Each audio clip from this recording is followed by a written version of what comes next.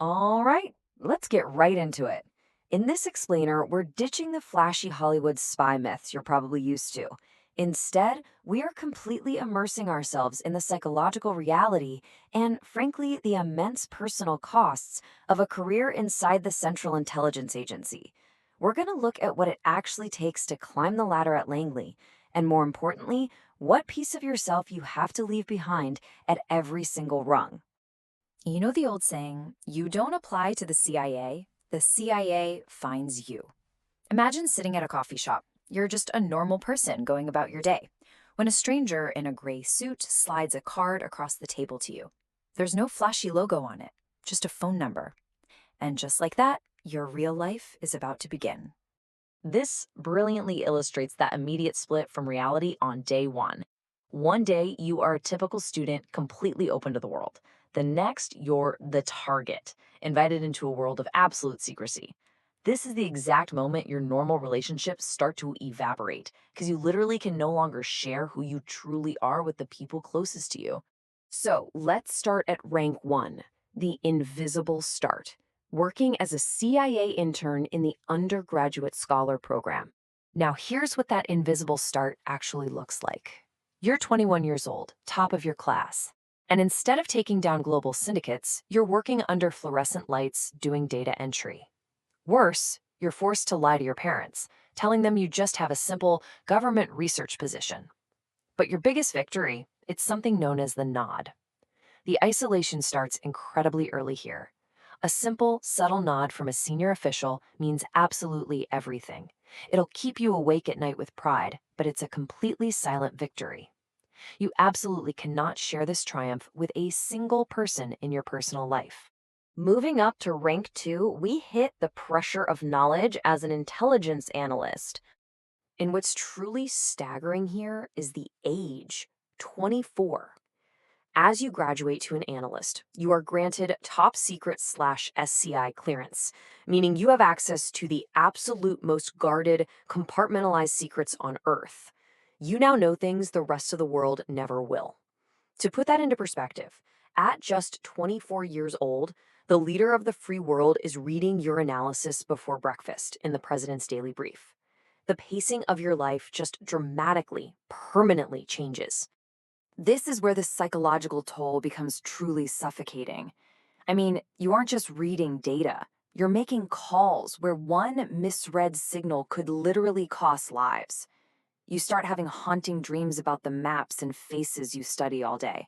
And while your college friends are posting their vacation photos online, you realize you haven't updated your social media in 8 months. You're forced into total silence.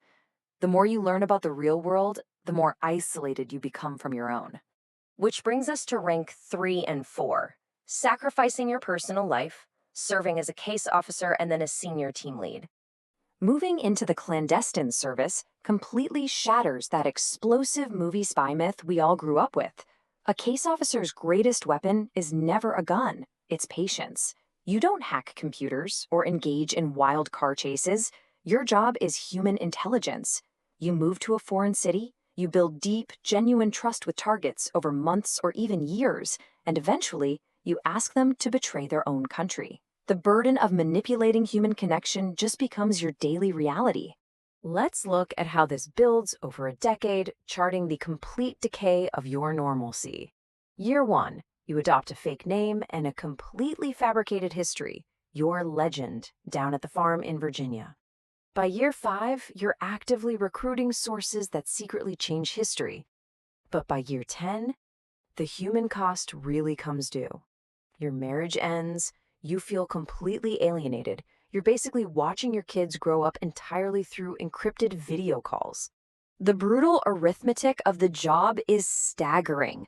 You might literally stop a major cyber attack on US infrastructure, and your only reward is a quiet, encrypted email that just says, "Good work, move to the next one."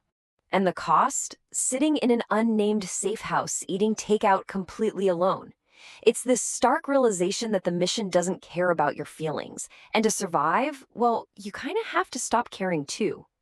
Next up is rank 5 and 6, the burden of leadership, stepping into the roles of station chief and deputy director.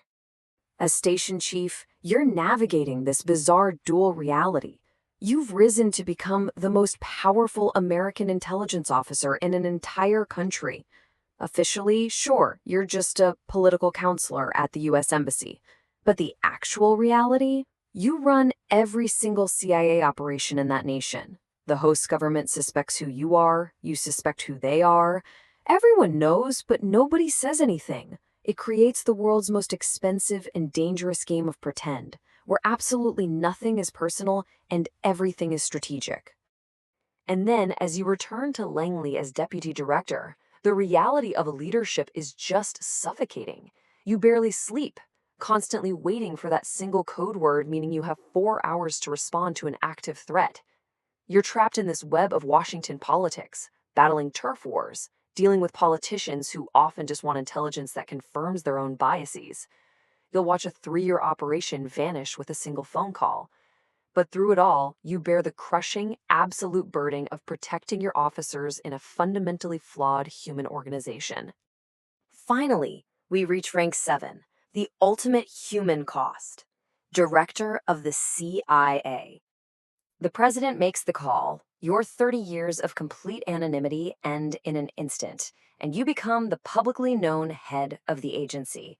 Every single morning, you walk past that famous quote carved into the marble wall at headquarters, and ye shall know the truth, and the truth shall make you free.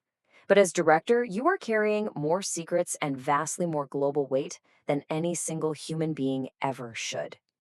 And then there's this number, 139. As director, you think about the people who didn't make it.